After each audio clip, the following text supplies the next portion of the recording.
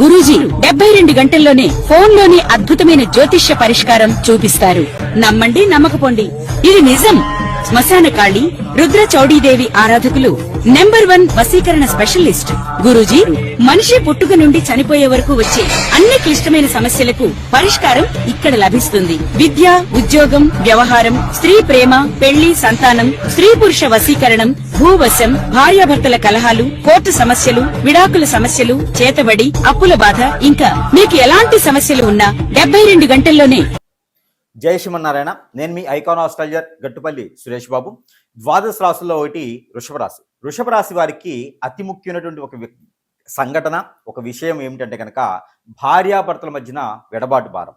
ఈ భార్యాభర్తలు అనేది పెళ్లి అయిన తర్వాత ఎడబాటు భారం ఎలా అవుతుంది, అసలు దీనికి కారణాలు ఏమిటి ఒకసారి మనం పరిశీలన చేసినట్టయితే కనుక ముఖ్యంగా జాతక పరిశీలనలో కంపాటబిలిటీ అని ఉంటుంది. అంటే ఒక జాతకానికి మరొక జాతకము కుదరకపోతే కూడా వెడబాటు భారం ఉంటుంది. మరొకటి అట్రాక్షన్ భావం. అంటే వీరి ఇరువురికి కూడా పెళ్లికి ముందు లవ్ అనేది ఉంటుంది. లవ్లో ఉండేటువంటి అట్రాక్షన్, ప్రేమ, అనురాగము పెళ్లి అయిన తర్వాత ఉండదు. అది ఏంటంటే కేవలము అట్రాక్షన్లోనే మిగిలిపోతూ ఉంది.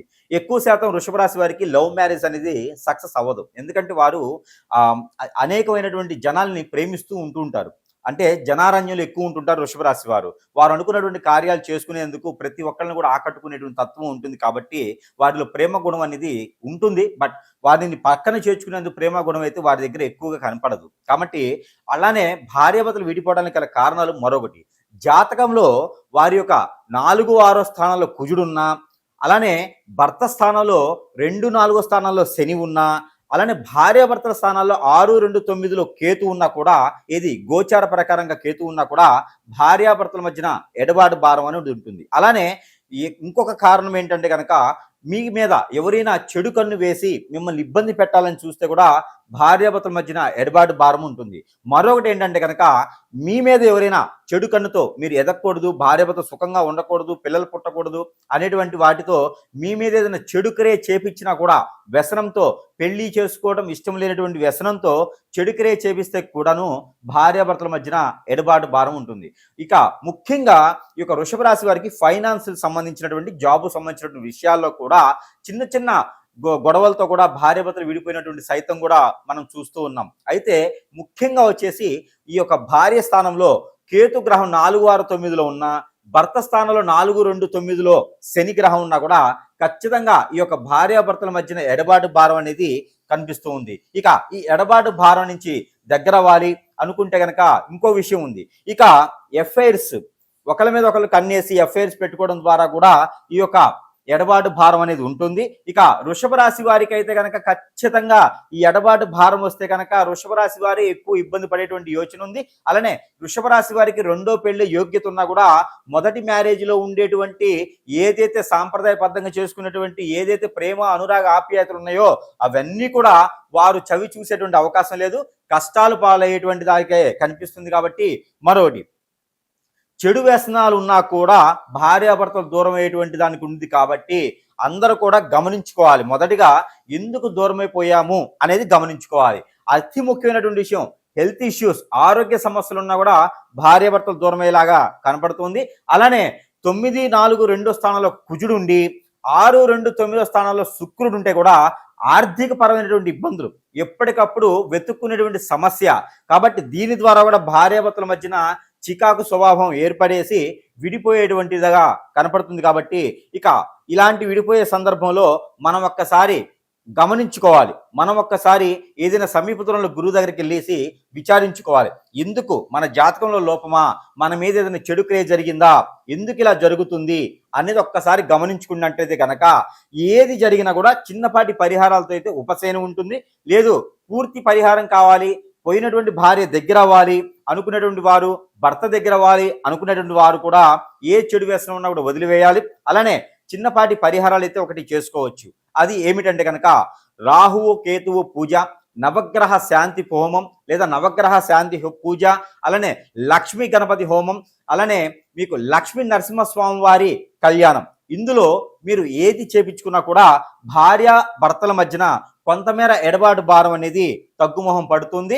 మీరు వెళ్ళి స్వయంగా మాట్లాడుకొని తీసుకొచ్చుకుంటే గనక మళ్ళీ కూడా వెళ్ళేటువంటి ఆలోచన ఉండదు. అలానే ఇంకా ఏదైనా పెద్ద సమస్య ఉంది, అష్టదిబ్బందన వలన నేనేం చేయలేకపోతున్నాను, దాని వల్లనే కూడా భార్య భర్తల మధ్య గొడవలు అవుతా ఉన్నాయి, చికాకులు వస్తూ ఉన్నాయి, మాకు అసలు ఏం అర్థం కావట్లేదు, ఇంటికి వెళ్ళాలని లేదు, చికాకుగా ఉంది అనుకునేటువంటి వారు ఎవరైతే ఉన్నారో ఖచ్చితంగా సంప్రదిస్తే కనుక వారికి ఉన్నటువంటి సమస్యకి పరిష్కార మార్గం అయితే చూపించడానికి ఉంటుంది. ఇకపోతే ప్రతి దినం కూడా అంటే ప్రతినిత్యం కూడా ఎక్కువ శాతం వృషభ రాశి కాబట్టి ఆరెంజ్ కలర్ కానీ లేదా పింక్ కలర్ కానీ ఎక్కువ వాడినట్టయితే కనుక భార్యాభర్తల మధ్య ఉన్నటువంటి భారం దూరం ఏదైతే ఉందో దగ్గర అయ్యేదానికి అవకాశాలు ఉన్నాయి. ఇక ఎఫ్ఐఆర్స్ లాంటివి పెట్టుకుంటే కనుక ఎప్పటికీ కూడా దూరమైనటువంటి వ్యక్తులు దగ్గరికి అయ్యేటువంటి ఆలోచన ఉండదు. అలానే ముఖ్యంగా కలత్ర దోషం అనేది వృషభ రాశి వారికి పుట్టుతంతోనే వస్తుంది. కాలసర్ప దోషం కొంతమందిలో ఉంటుంది కాబట్టి దానికి పరిహార మార్గాలు కూడా సూచన చూసుకోవాలి. అప్పుడే భార్యాభర్తల మధ్యన ఎడబాటు భారం అనేది తగ్గుతుంది. అలానే మీ యొక్క జాతకం అనుకుంటారేమో ఇది ఈ రాశి వారికే అని అనుకుంటారేమో, అలా కాదండి. ప్రతి ఒక్కరికి కూడా నామనక్షత్ర ప్రకారంగా అయినా లేదా జాతక పరిశీలనలో అయినా ఇక్కడ మేజర్గా మనం చూసుకున్నట్టయితే కనుక నేను చెప్పినటువంటి పరిహారాలు మీ నామనక్షత్ర ప్రకారంగా రాసి ఉన్నా కూడా చేసుకోవచ్చు. ఇక్కడ మనము సమస్యని సూచిస్తున్నాం కానీ మీ యొక్క రాశిని అనేది పర్టికులర్గా కాదు. ముఖ్యంగా మనం చెప్పినటువంటి పరిహారాలు ప్రతి ఒక్కరు కూడా పాటిస్తూ భార్యాభర్త దగ్గర అవ్వాలని ఒక మనస్ఫూర్తిగా కోరుకుంటూ ఇంకా కూడా మీకు అవ్వట్లేదంటే కనుక నిజంగా మీకు ఏదో జరుగుతుందని అర్థం అండి. ఎందుకంటే ఒకటి గమనించుకోండి, మనము పెళ్లి చేసుకునేటువంటి ముందు ఇరువురు అంటే అటు పెద్దలు ఇటు పెద్దలు కలిసి వారి యొక్క జాతక చక్రం తీసుకొని వారి యొక్క నక్షత్రాలు ఏంటి, గుణగణాలు ఏంటి, వారి యొక్క రాశి ఏంటి, వీరి యొక్క కంపాటబిలిటీ, వారి యొక్క మైత్రి ఎంత కలిసింది అని చూసి ఎన్నో వందల మంది యొక్క దీవెనలు తీసుకొని ఆ ఒక ముహూర్తం పెట్టి పెళ్లి చేసుకునేటువంటిది అయితే కనిపిస్తుంది. అలాగ పెళ్లి చేసుకొని విడిపోతున్నారు అంటే ఖచ్చితంగా మనం ఆలోచించుదాం, ఏదో కారణం అయితే ఉంటుంది కదా. ఆ కారణాన్ని మనము వెలికి తీయాలి, వెతకాలి.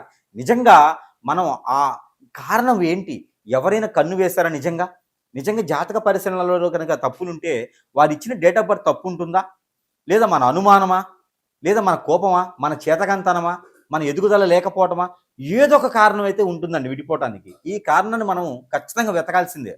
ఇక వాస్తు ప్రకారంగా లోపం ఉందా, అప్పులు పాలై ఉన్నామా, ఆరోగ్యం క్షీణిస్తుందా, పిల్లలు పుట్టట్లేదా, ఇలాంటి ఎన్నో కారణాలు కదా.